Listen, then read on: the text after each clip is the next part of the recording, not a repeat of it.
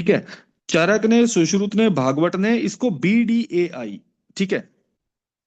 तो इस नाम से ऐसे से वर्णन कर रखा है, ठीक है। मुझे बाद में थोड़ा सा करना पड़ेगा ये, ठीक है। ठीक है। तो अब आते हैं नेक्स्ट आपका श्लोक, इसको हाईलाइट कर लेना। अहम ही धन्वंतरी आदि देवो, साइड में लिख लेना, ठीक है। आदि देव धन्वंतरी को बोला गया, ठीक है। यहां पे लिख लेना ये आदि देव, ठीक है। अगर आदि देव पूछा जाता है तो ब्रह्मा नहीं लगता, ये मैं अभी अभी आपको लिखाऊंगा, ठीक है। आदि देव कौन है? धन्वंतरी। और अगर आपको पूछा जाएगा आदि गुरु, तो ये ब्रह्मा है, क्योंकि ब्रह्म संहिता सबसे पहले लिखी थी जिसमें 1 लाख श्लोक थे और 1000 चैप्टर थे, ठीक है। और आदि देव पूछा जाएगा, हम ही धन्वंतरी आदि देवो जरा मृत्यु हरो अमरनाम, ठीक है। इसको हाईलाइट कर लेना कि ये जरा मृत्यु इन सबको नष्ट करने वाला मैं ही आदि देव हूं, धन्वंतरी, ठीक है। तो भाई इसको हाईलाइट कर लेना, ठीक है। आदि देव किसके लिए बोला गया? धन्वंतरी के लिए बोला गया। और फिर धन्वंतरी ने जो है इसको आगे जरा रुजा मृत्यु मरणाम, ठीक है। तो आदि गुरु ब्रह्मा को बोला गया। अस्मिन शास्त्रे, ठीक है, बोला इस शास्त्र में और क्या क्या है। अस्मिन शास्त्रे पंच महाभूत शरीरी समवाय पुरुष इत्युच्यते, मैंने आपको बता रखा है ये रेफरेंस, ठीक है। पंच महाभूत शरीरी समवाय ये वाला रेफरेंस सुश्रुत का ही जाता है, ठीक है। तो ये इसको पुरुष के लिए बोला गया, ठीक है। तस्मिन क्रिया स्व अधिष्ठानम कस्मात, ठीक है, कि भाई इस आयुर्वेद में भी ये पंच महाभूत और शरीर इनके संयोग से पुरुष होता है, यही चिकित्सा का अधिष्ठान है। इसको स्व अधिष्ठानम, इसको अधिष्ठान बोला गया है। फिर हम ट्रीटमेंट किसकी करेंगे? कौन है अधिष्ठान? ये जो पुरुष है, ये पुरुष जिसको पुरुष को बोला गया, यही अधिष्ठान है शल्य तंत्र का, ठीक है। अब लोकस्य द्वैविध, बोला 2 प्रकार के भाई हमारे पास होते हैं, कौन कौन से? स्थावर और जांगम चीजें, ठीक है। भाई उसी तरीके से 2 हमारे पास आगन्य और सौम्य होती हैं, ठीक है।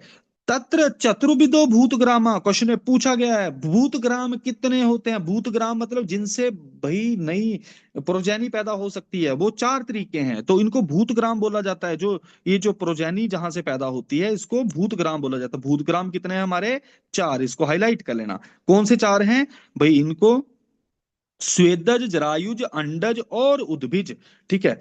भाई स्वेदज जो स्वेद से पैदा होता है, जो जुआ जावा जड़ियां होती हैं, ठीक है। जरायु जो मतलब जो हम इंसान हैं, एनिमल्स हैं। जरायु मतलब प्लेसेंटल ओरिजिन वाले हैं। जो अंडज जो अंडे से निकलते हैं ना, सांप के बच्चे हो गए भाई आपके, ये क्या नाम है, पक्षियों के बच्चे हो गए, ये अंडों से निकलते हैं। और उद्भिज जो जमीन फाड़ के निकलते हैं, जैसे उसमें उद्भिज का एक एग्जाम्पल हम आगे पढ़ेंगे, भूतग्राम में आगे हम पढ़ेंगे। उद्भिज का 2 एग्जाम्पल बता रखे हैं, एक भेक, एक मेंढक और एक इंद्रगोप। अर्थवॉर्म को और मेंढक को, इन दोनों को बोला है, ठीक है। उद्भिज मतलब जमीन फाड़ के निकलते हैं। और इनमें से भी बोला प्रधान कौन है? तत्र पुरुष प्रधानम, ठीक है। तस्मात् पुरुषो अधिष्ठानम, ठीक है, कि भाई इसमें से भी पुरुष प्रधान होता है। फिर आइए अगला भाई तत् दुख संयोगा व्याधिया उच्यन्ते, बोला दुख का संयोग ही व्याधि है। और भाई आइए जरा अब आगे नेक्स्ट उस पे पेज पे आते हैं, ठीक है। ते चतुर्विधा ये 4 प्रकार का है। कौन सा? अगंतु, शारीरिक, मानसिक, स्वाभाविकश्च इति, ठीक है। ये व्याधियां 4 प्रकार की मानी हैं। और यहाँ पे मैंने आपको पहले पीछे भी बताया था कि भाई हमें भाई जब बारी आती है शारंगधर की, तो उन्होंने भी यहाँ पे 4 प्रकार के स्वाभाविक व्याधियों को भी ऐड किया। कौन कौन सी 4 प्रकार की? पहले नंबर पे अगंतु, दूसरी शारीरिक, तीसरी मानसिक, चौथी स्वाभाविक। ये 4 प्रकार की व्याधि इन्होंने मान ली कि बंदों में ये 4 प्रकार की दुख का संयोग ही व्याधि है, ठीक है। और ये व्याधियां कितने प्रकार की होती हैं? 4 प्रकार की। देखो सीक्वेंस है पूरे के पूरे का, ठीक है। व्याधियां 4 है। अगंतुज, अगंतुज वाली कौन सी हैं? जो भाई हमें चोट चोट से लगती हैं, ठीक है, कि कोई आके गिर गया, कोई पड़ गया, देखो तेषाम अगंतु अभिघात निमित्त जा। फिर आइए आगे शरीर वाली, शरीरज व्याधियां कौन सी होंगी? जो बात पित्त कफ से होंगी। शरीर अपन्नम मूला बात पित्त कफ शोणित सन्निपात वैषम्यम निमित्ता। मानस रोग किसकी वजह से होंगे भाई? आपके जो भी भाई काम क्रोध मोह लोभ इनकी वजह से, ठीक है। देखो मानसास्तु, कि मानस रोग किससे हो रहे हैं? मानस अस्तु किससे हो रहे हैं मानस रोग? क्रोध, शोक, भय, हर्ष, विषाद, ठीक है, मात्सर्य, ये इन सारों की वजह से, ठीक है, इच्छा द्वेष से। और स्वाभाविक रोग कितने मान रखे हैं? Very very very important. स्वाभाविक अस्तु भाई कौन कौन से रोग हैं? क्षुत, पिपासा, जरा, मृत्यु, निद्रा, ये इन्होंने 5 चीजें बता रखी हैं, ठीक है। स्वाभाविक व्याधियां कितनी बता रखी हैं इन्होंने? 5 बता रखी है। तो स्वाभाविक कौन सी हैं आपकी? क्षुत, पिपासा, जरा, मृत्यु और निद्रा।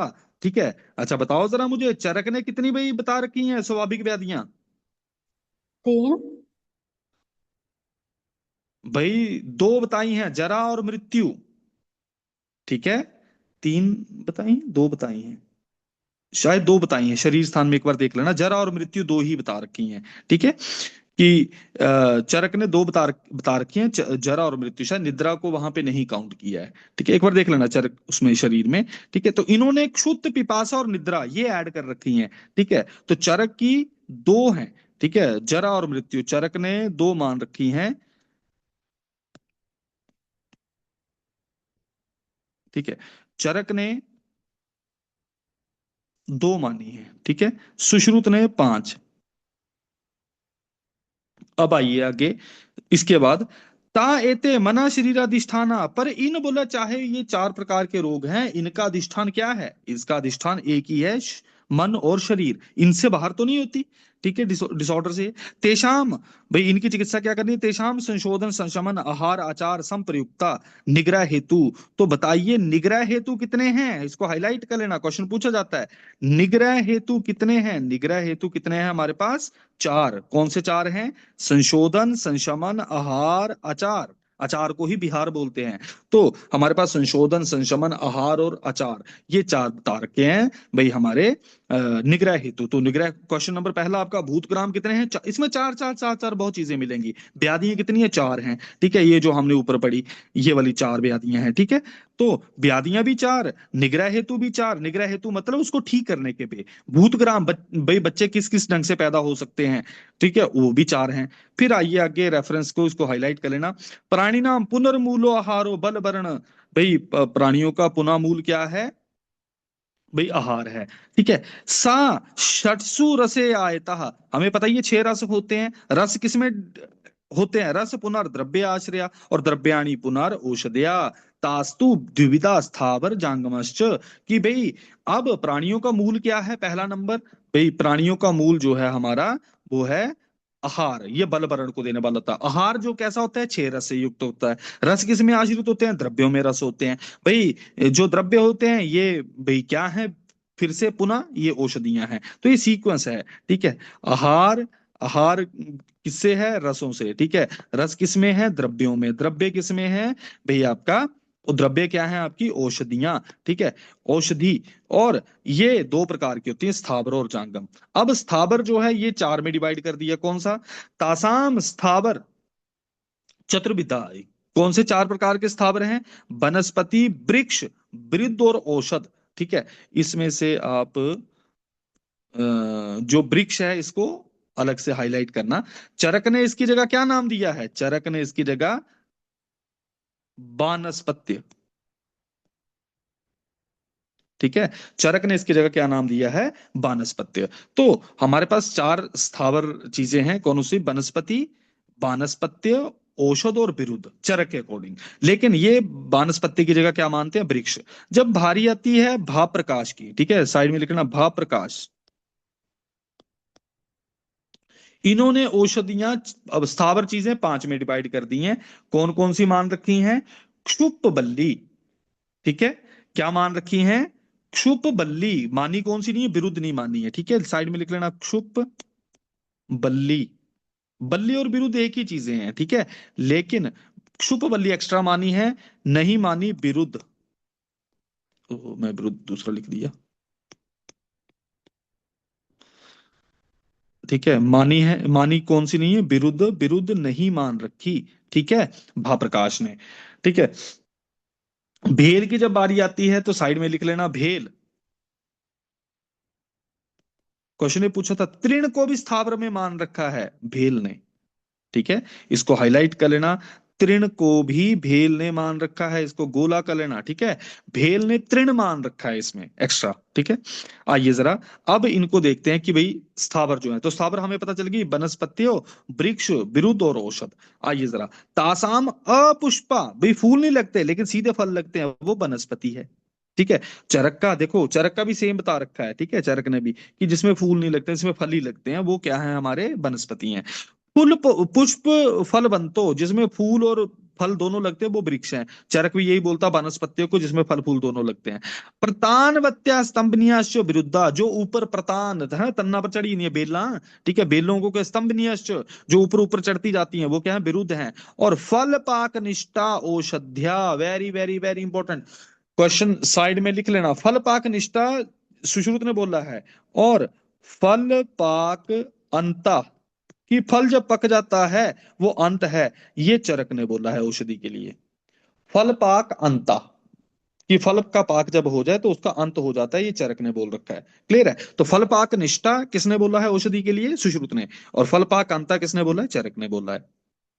ठीक है, तो हमारे पास वनस्पति, वनस्पति में क्या है, फूल नहीं, अपुष्पा फल बनतो, ठीक है, फूल नहीं है फल है, वो आपका है वनस्पति।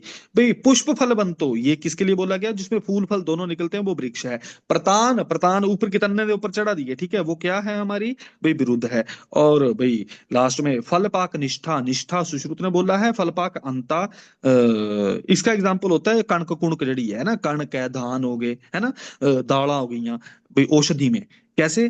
कि जैसे ही भाई आप देखो कि जब कणक पक जाती है, अगर उसको हम काटेंगे नहीं तो क्या हो जाता है, वो गिर जाती है, सड़ जाती है, खत्म होगी गेम, उसकी दाने रड़ी थे जमीन च पे जंदे। ठीक है, फल पाक अंत, जैसे फल का पाक हुआ भाई वो पेड़ ही मर गया।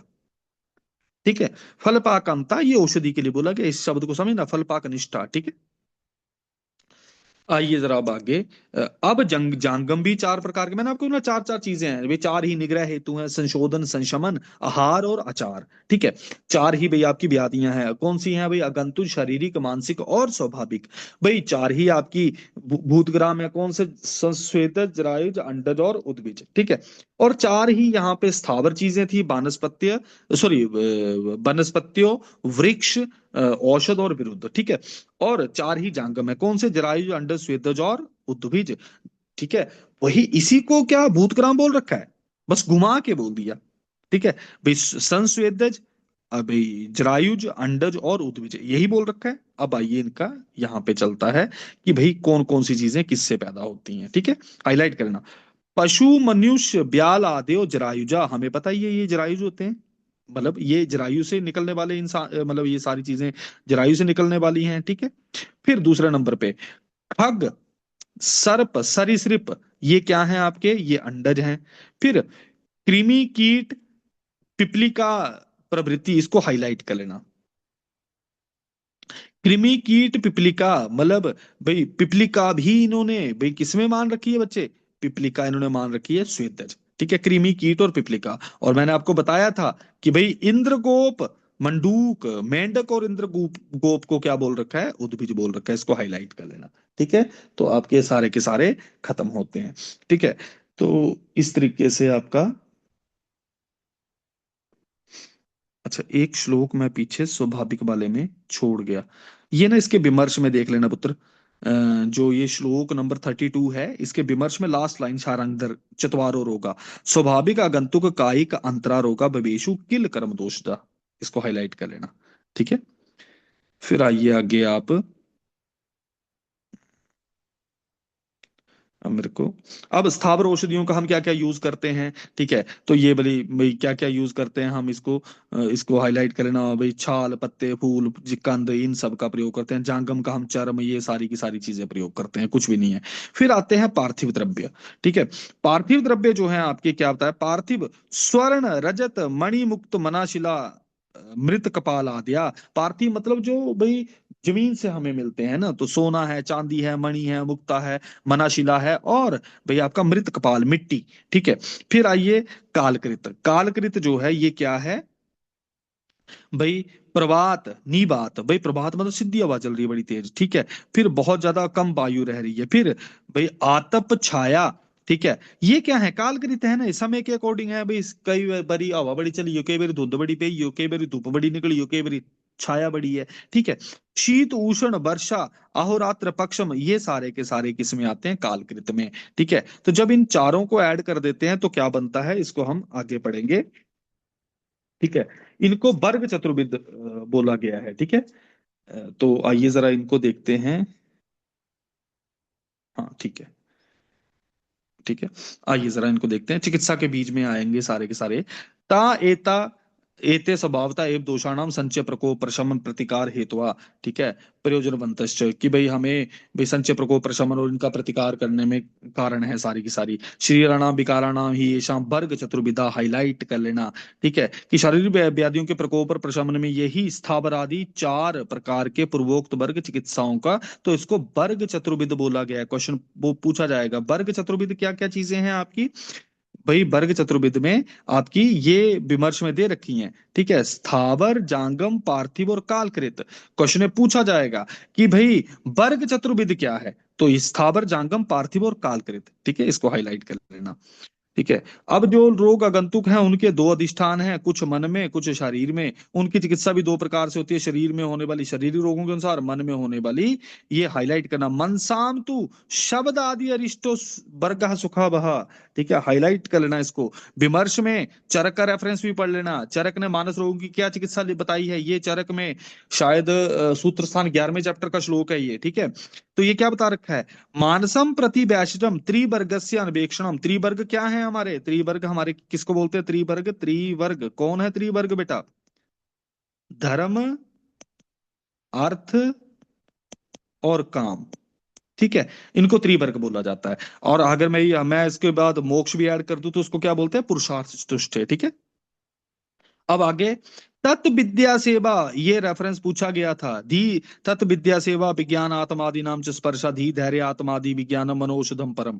ठीक है, बोले ये पूछा गया था कि ये किसके लिए बोला गया है। ये एनआईए का क्वेश्चन पूछा जा चुका है ये, कि भाई ये लाइन किसके लिए बोली गई है, तत् विद्या सेवा विज्ञान आत्मादि नाम। ठीक है,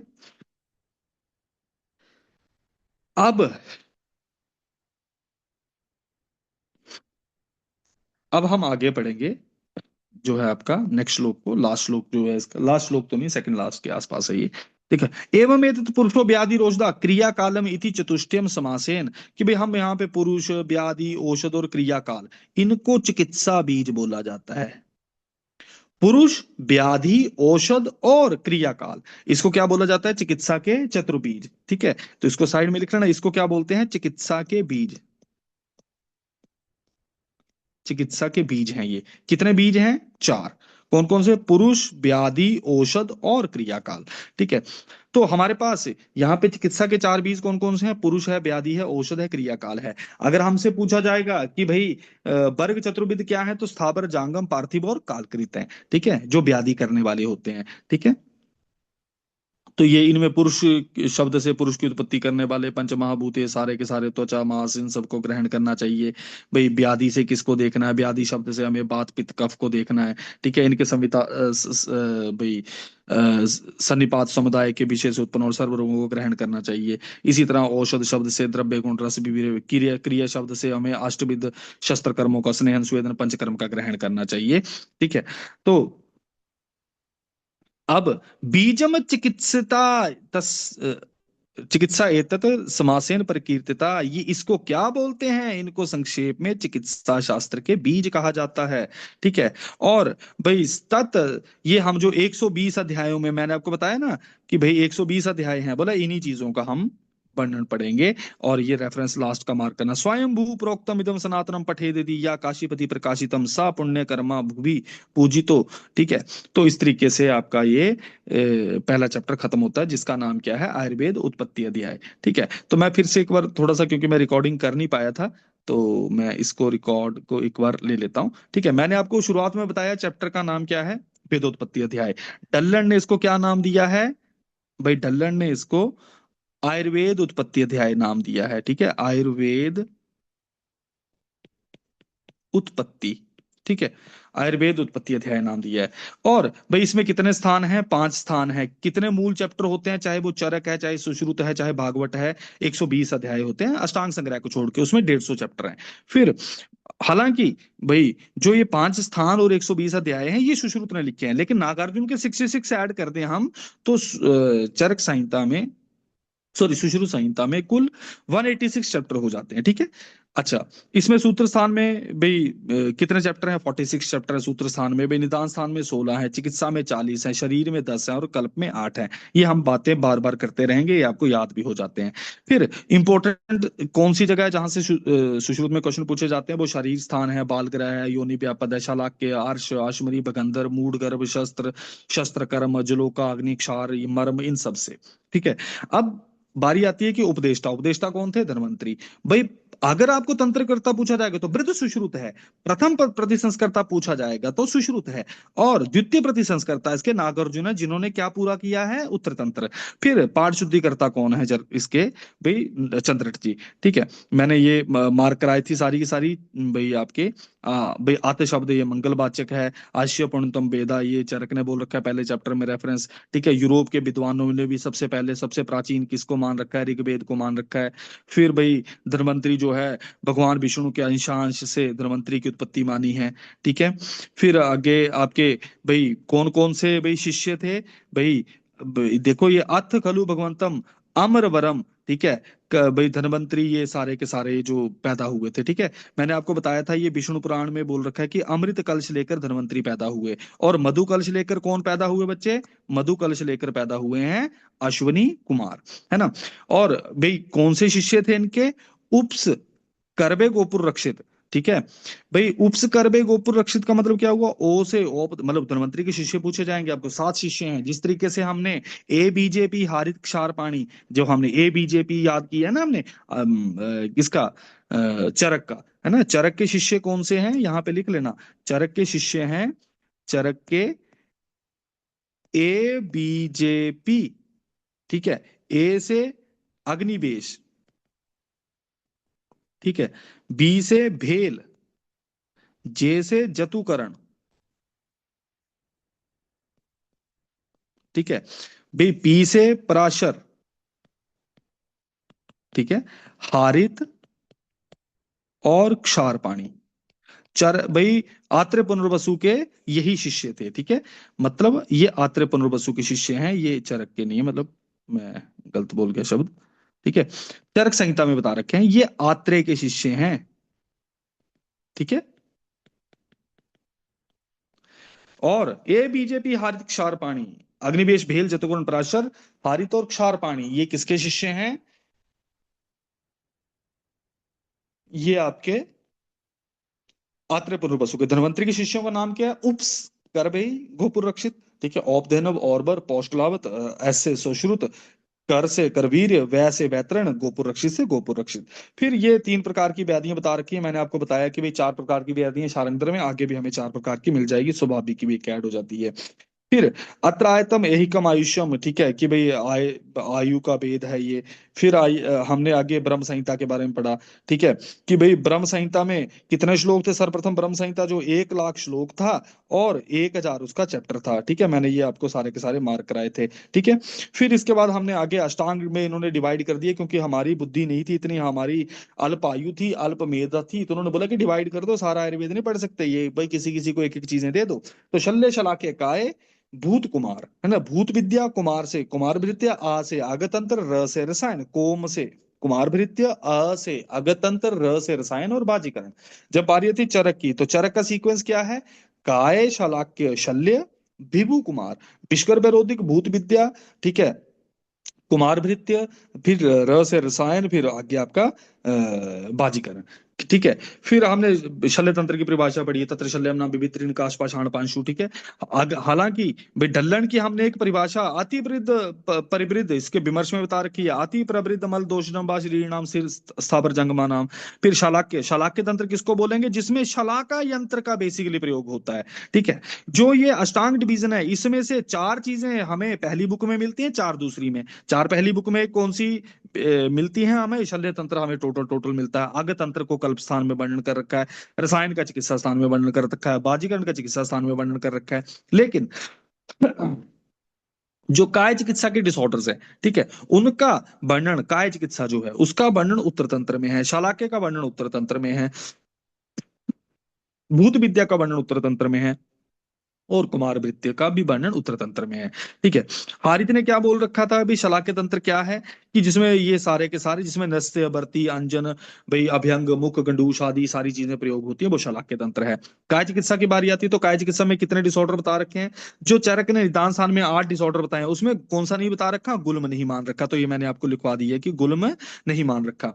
कौन से, बाकी सारे के सारे हैं भाई, ज्वर रक्तपित्त गुल्म को छोड़ दो, फिर कुष्ठ प्रमेह, फिर आपका सॉरी प्रमेह कुष्ठ, फिर राजक्षमा को शोष भी बोल दें, उन्माद अपस्मार, 7 डिसऑर्डर ये हैं। इन्होंने 8वां कौन सा बता दिया एक्स्ट्रा, अतिसार आदि। ठीक है, तो अतिसार का इन्होंने यहाँ पे वर्णन कर दिया। फिर भूत विद्या क्या है, जिसमें देव गुरु गंधर्व यक्ष राक्षस, ये इन सब का, इनसे दृष्टि से जन्य रोग जो उत्पन्न होते हैं, ठीक है, उसको उसमें हम जो बलि बुली जो हम होम यज्ञ युज्ञ करते हैं, वो इसका वर्णन जहाँ पे वो भूत विद्या है। फिर कुमार वृत्य, कुमार वृत्य क्या है, कुमार भरण पहला नंबर कुमार वृत्य का कार्य, दूसरा उसका धात्री क्षीर संशोधनार्थ, तीसरा दुष्ट स्तन्य, और चौथा ग्रह रोग। इन चारों चीजों का जहां पे चिकित्सा का वर्णन है वो कुमार वृत्य है। फिर आगे तंत्र क्या है, हमें पता है सांप बिच्छू है।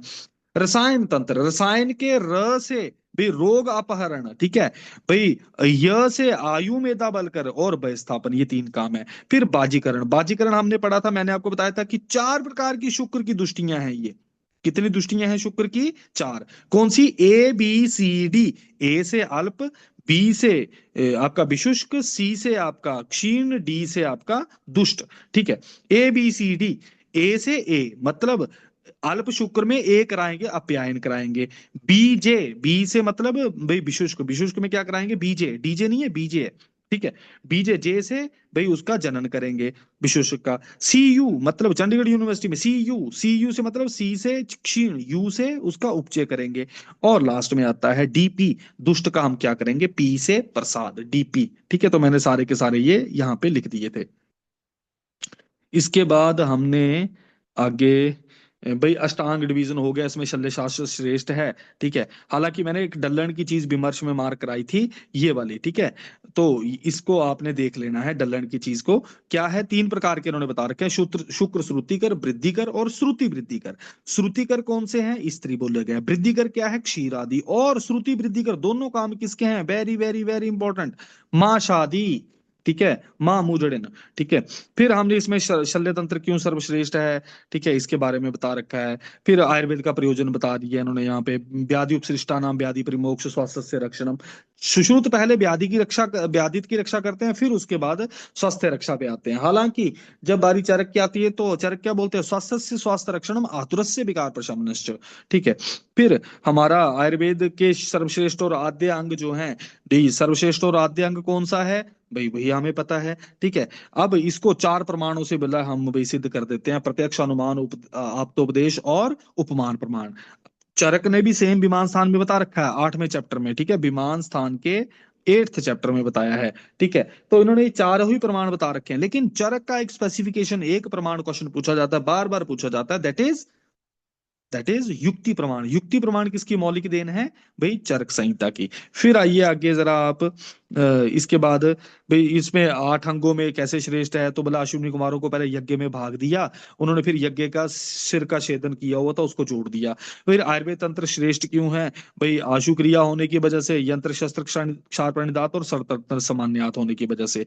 फिर शल्य तंत्र इंपॉर्टेंट है क्यों, क्योंकि शाश्वत है, पुण्य है, स्वर्ग है, यशस्य है, आयुष्य है और वृत्तिकरण। फिर भाई ये जब बारी आती है आयुर्वेद के अवतरण की, आयुर्वेद का अवतरण, ठीक है, ब्रह्मा ने किसको दिया, दक्ष प्रजापति, BDAI, दक्ष प्रजापति ने किसको दिया, अश्विनी कुमार, अश्विनी कुमार ने किसको दिया, इंद्र। ठीक है, और इंद्र ने आगे किसको दिया, फिर धनवंतरी को, सुश्रुत के अकॉर्डिंग। ठीक है, चरक संहिता में किसको दिया, भरद्वाज को। ठीक है, भरद्वाज ने किसको दिया, भरद्वाज को दिया, भरद्वाज ने किसको दिया, आत्रेय को। ठीक है, चरक, ये चरक का लिखवा रहा हूं, ये धनवंतरी ने तो फिर अपने 7 शिष्यों को दे दिया ना, 7 शिष्यों को आगे बांट दिया। कौन से 7 शिष्य थे धनवंतरी के, उप्स, करबेय, गोपुर रक्षित। ठीक है, आत्रेय पुनर्वसु को दिया भाई, आत्रेय पुनर्वसु को दिया भरद्वाज ने, भरद्वाज से आत्रेय पुनर्वसु ने किसको दिया फिर, ABJP हारित क्षार पाणी, इन 6 बंदों को। ठीक है, तो ये 6 शिष्य थे। लेकिन जब बारी आती है अष्टांग हृदय की, ठीक है, ये चरक का है, इसको थोड़ा सा, ये चरक का आयुर्वेद अवतरण है, ठीक है। ये सुश्रुत का है, ये आपको पता है, ठीक है। ये सुश्रुत का है। अब जब बारी आती है हमारे अष्टांग हृदय की, तो अष्टांग हृदय ने क्या बोल रखा है, उन्होंने भरद्वाज को सीधा हटा दिया है। उन्होंने बोला कि भाई आत्रेय पुनर्वसु ने सीधा ही इंद्र से पकड़ा आत्रेय ने और फिर आगे बांटना शुरू कर दिया, ठीक है। इंद्र से पकड़ा आत्रेय ने, फिर आगे बांटना शुरू कर दिया इन्होंने आयुर्वेद का ज्ञान, आयुर्वेद का अवतरण जिसको बोलते हैं। तो चरक है, चाहे सुश्रुत है, चाहे भागवत है, BDAI चलता है, और काश्यप का बाई चलता है, VAI। उन्होंने दक्ष प्रजापति को ऐड नहीं कर रखा, ठीक है। इसके आगे का तो उनको लमसम एटेड ही है ये सारा, ठीक है। तो आज के लिए इतना ही। Till then take care, bye bye, have a good day. हम थोड़ा सा पीछे चले गए, नहीं तो हमारा आज ये सेकंड चैप्टर भी हो जाता। चलो एनी हो, आज नहीं तो कल हो जाएगा। सो आज के लिए इतना ही है बच्चों, ठीक है। कल मिलते हैं, और कल हम करेंगे